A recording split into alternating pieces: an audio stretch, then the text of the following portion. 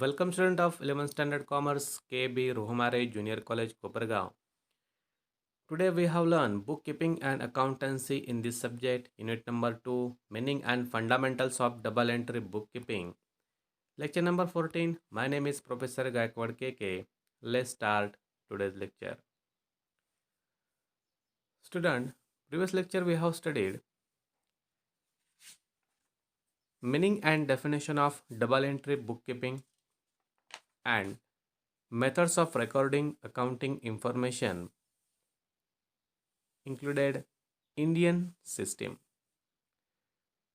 Today's lecture we have going to learn another method, that is English system. In this system included two system. First is single entry system and second is double entry system. So start today's lecture.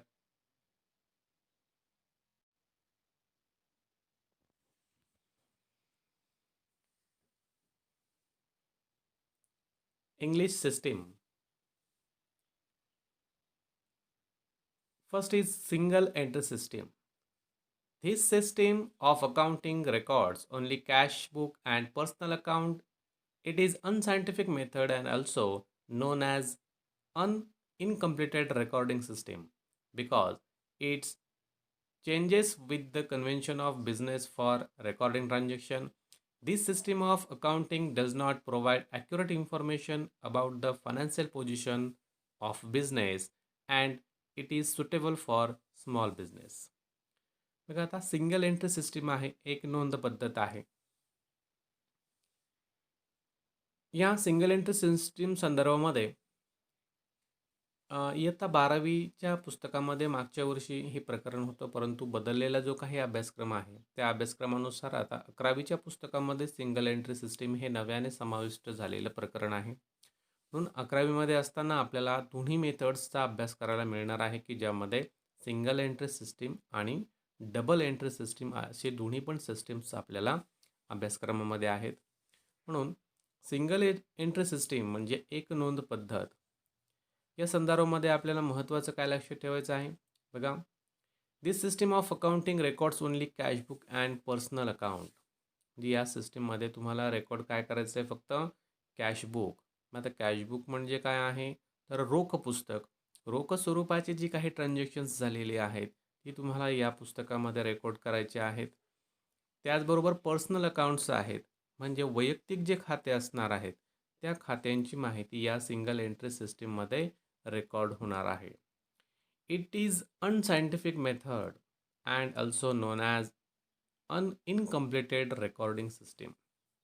आता या मेथडला अनसायंटिफिक method म्हटलेलं आहे. मग अनसायंटिफिक method का म्हटलं आहे, तर शास्त्रीय पद्धत आपण केव्हा म्हणतो, ज्यावेळी त्यामध्ये नियम समाविष्ट असतात. नियमांच्या आधारे आपण शास्त्रामध्ये नियमांचा आपण उपयोग करतो. म्हणजे सायन्समध्ये काय असतात, तर रूल्स असतात. म्हणून ज्यावेळी बुक किपिंगचा अर्थ आपण पाहिला होता त्यामध्ये आपण म्हटलं होतं book keeping is an art and science. म्हणजे बुक किपिंग हे आर्ट आहे आणि सायन्स आहे. मग सायन्स का म्हटलं होतं, की यामध्ये नियम आहेत. आता सिंगल एंट्री सिस्टीम ही अनसायंटिफिक मेथड आहे असं म्हटलं, याचा अर्थ या सिस्टीममध्ये नियम वापरले असतील का, तर नाही. यामध्ये नियम वापरलेले नाहीत. फक्त कॅश बुक आणि पर्सनल अकाउंट इन्क्लूड असणारे ट्रान्झॅक्शन्स फक्त यामध्ये रेकॉर्ड केले जाणार आहे. म्हणून यापासून मिळणारी जी फायनान्शियल पोझिशनची इन्फॉर्मेशन आहे ती कशी असणार आहे, तर इनकम्प्लिटेड असणार आहे. म्हणून ही अनसायंटिफिक मेथड आहे, त्याचबरोबर अनइनकम्प्लिटेड रेकॉर्डिंग सिस्टीम आहे असं या ठिकाणी आपल्याला म्हटलेलं आहे. Because it is changed with the convention of business for recording transaction, this system of accounting does not provide accurate information about the financial position of the business and it is suitable for small business. म्हणजे इनसायंटिफिक method आहे, यापासून financial पोझिशनची परिपूर्ण माहिती आपल्याला मिळत नाही, ती अनकम्प्लिटेड आहे असं आपण या ठिकाणी म्हणतोय. म्हणून ही फक्त जे स्मॉल साईज बिझनेसेस आहेत त्यासाठीच फक्त ही उपयुक्त असणार आहेत. लार्ज साईज बिझनेसेस आहेत की जे टॅक्स डिपार्टमेंटच्या अंडर येतात, अशांसाठी ही पद्धती उपयुक्त नाही. जे स्मॉल साईजेस बिझनेस आहेत त्यांच्यासाठी मात्र हे उपयुक्त आहे. कारण ही कमी खर्चिक स्वरूपाची पद्धत आहे. म्हणजे सिंगल एंट्री सिस्टम आणि डबल एंट्री सिस्टमच्या खर्चाबाबत जर विचार केला तर double entry book keeping system ही तुलनेने जास्त खर्चिक आहे सिंगल एंट्री सिस्टीमपेक्षा. म्हणून हे स्मॉल सायझेस जे बिझनेस आहेत त्यांच्यासाठी मात्र ही उपयुक्त असणारी सिस्टीम आहे. मग आता या सिस्टीमद्वारे जे ट्रान्झॅक्शन्स आपण रेकॉर्ड करतो ती कशा प्रकारे असतात, त्यासाठी काही इमेजेस आपल्याला स्क्रीनवरती दिसत असतील बघा. एक उदाहरण म्हणून यामध्ये दिलेलं आहे बघा, statement of profit or loss. म्हणजे साधारणतः आपल्याला एक स्टेटमेंट तयार करायचं आहे की व्यवसाय संस्थेला प्रॉफिट आहे किंवा लॉस आहे हे शोधण्यासाठी आपण statement of profit or loss single एंट्रीमध्ये तयार करतो. त्याचबरोबर स्टेटमेंट ऑफ अफेअर्स हे देखील आपल्याला सिंगल एंट्री सिस्टीममध्ये तयार करावं लागतं. म्हणजे साधारणतः 2 स्टेटमेंट आपल्याला प्रिपेअर करावे लागतात. Statement of profit or loss आणि स्टेटमेंट ऑफ अफेअर्स अशा 2 स्टेटमेंटच्या आधारे आपण बिझनेसची फायनान्शियल पोझिशन काय आहे ते शोधण्याचा प्रयत्न करतो. ही जी मेथड आहे ही कशी आहे, तर ही अनसायंटिफिक मेथड आहे आणि इनकम्प्लिटेड मेथड आहे. एवढं मात्र लक्षात ठेवायचं आहे की जी फक्त स्मॉल बिझनेसेससाठी उपयुक्त असणारी पद्धती आहे. Next is double entry system. बघा आता, double entry system is the most scientific method of recording all business transactions in the books of accounts. Under this system, double or two-fold effect of each transaction is recorded.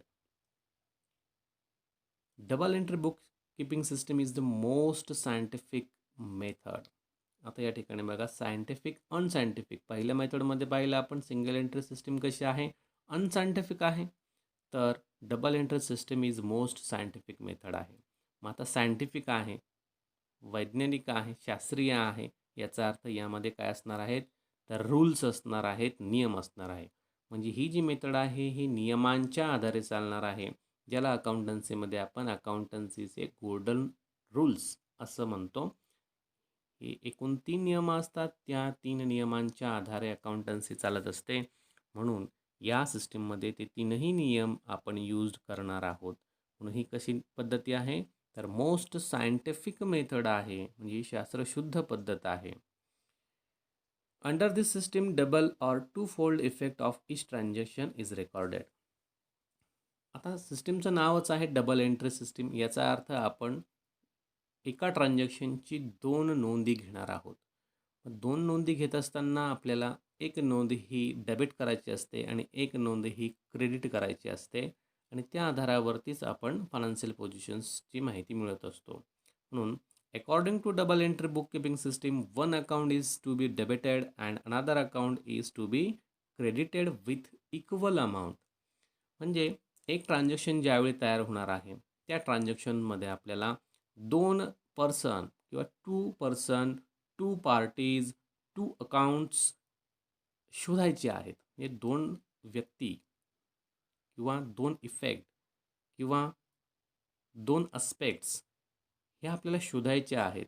पहिल्या अस्पेक्टला किंवा पहिल्या इफेक्टला आपण debit करतो, second इफेक्टला आपण credit करतो. म्हणजे प्रत्येक ट्रान्झॅक्शन्समध्ये 2 account शोधायची, एकाला डेबिट करायचं आणि दुसऱ्याला क्रेडिट करायचं आहे. मग आता हे आपण मनाने करायचं नाही. त्यासाठी आपल्याला काही रूल्स दिलेले आहेत ते फॉलो करायचे आहेत आणि त्या रूल्सच्या आधारावरतीच पहिल्या अकाउंट्सला आपण डेबिट करतो आणि सेकंड अकाउंटला किंवा अनदर अकाउंट्सला आपण क्रेडिट करत असतो. आणि महत्त्वाचं वाक्य आहे, is to be credited with equal amount. म्हणजे डेबिट करत असताना, क्रेडिट करत असताना आपल्याला महत्त्वाचं काय आहे की डेबिटची अमाऊंट आणि क्रेडिटची अमाऊंट ही कशी असली पाहिजे, तर इक्वल असली पाहिजे, सारखी असली पाहिजे. ठीक आहे. म्हणून बघा, डबल एंट्री सिस्टीमच्या बाबतीमध्ये बघा, डेबिट आणि क्रेडिट असे 2 इफेक्ट द्यायचे आहेत. डेबिट ज्यावेळी आपण इफेक्ट देतो त्यावेळी तो बेनिफिट रिसीव करत असतो आणि क्रेडिट इफेक्ट ज्यावेळी देतो त्यावेळी तो बेनिफिट प्रोव्हाइड करत असतो किंवा देत असतो. डबल एंट्री बुक कीपिंग सिस्टीममध्ये डेबिट हा बेनिफिट रिसीव करत असतो, तर क्रेडिट हा बेनिफिट प्रोव्हाइड करत असतो. म्हणून एक रिसिव्हर आहे आणि एक गिव्हर आहे. Same value of the time.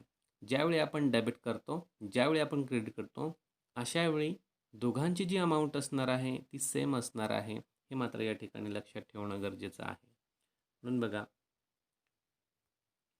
Double entry book keeping system record करत असताना साधारणतः आपल्याला या प्रकारे रेकॉर्डिंग करावं लागतं.